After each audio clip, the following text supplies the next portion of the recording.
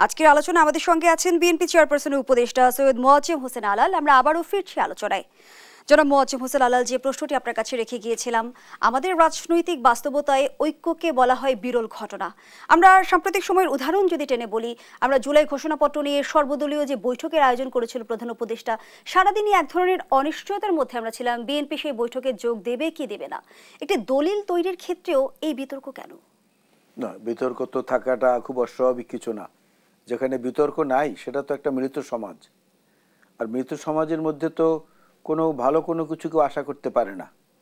আপনি যে দেখবেন যে কিছু ব্যাঙ আছে যেগুলা ইসেও ঘুমায়, কি বলে, অসময়েও ঘুমায়, সেটাকে বলা হয় এস্টিভেশন। জীবন এবং মৃত্যুর মাঝামাঝি যে সময়টা, এটাকে বলা হয় এস্টিভেশন।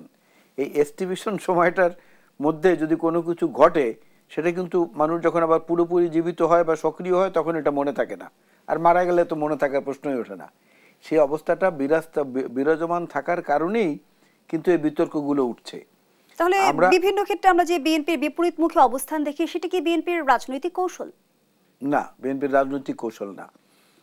মানুষ চায়টা কি? মানুষ চায় যে সাধারণ যারা, নতুন যারা বা প্রতিদ্বন্দ্বী যারা, পুরনো হোক বা নতুন হোক, তারা যদি মনে করে যে আমার সামনে বড় দেয়াল হচ্ছে এইটা, সেই দেয়ালে দুটো ঢিল মারে, সে দেয়ালকে অপছন্দ করে, সে দেয়ালের কাছাকাছি যেতে চায় না, অথবা সেই দেয়াল যাতে নড়ে চড়ে যায় এরকম কিছু কর্মকাণ্ড করে।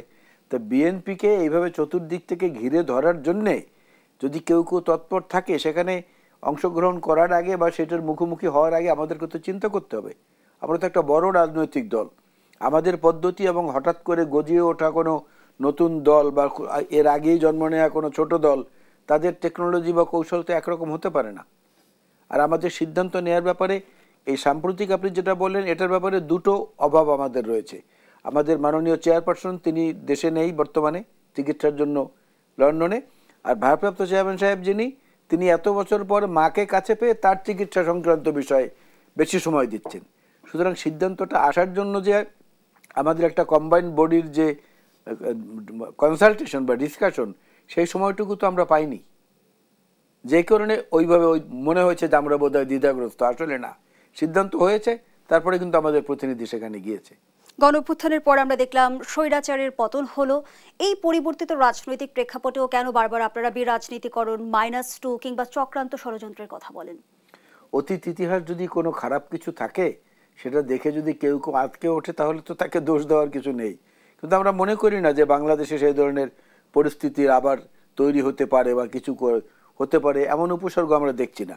কেউ যদি চেষ্টা করেনও, অনেক অর্থবিত্ত এবং লুটপাটের কারণে যারা এখন ফুলে ফেপে উঠেছেন এই 1.5 যুগ ধরে, তাদের মধ্যে কেউ যদি চেষ্টা করেনও, তারা ব্যর্থ হবে বলে আমরা মনে করি।